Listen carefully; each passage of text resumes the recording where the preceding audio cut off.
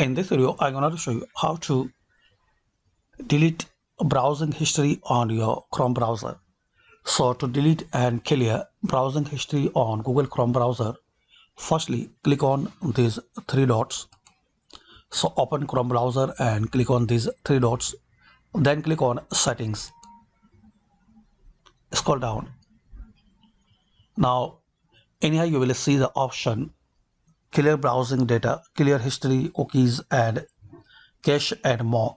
So click on this bin icon. Here you will find first option browsing history. So select this one. Check this box. Time range. So select 7 days, 4 weeks or all time. And you will see how many items will be deleted in your browsing history, like 38 items, cached images and files. And here are some more options like password, autofill, site settings and hosted app data. So select as your requirement and then click on clear data. I will select last 24 hours. That's it.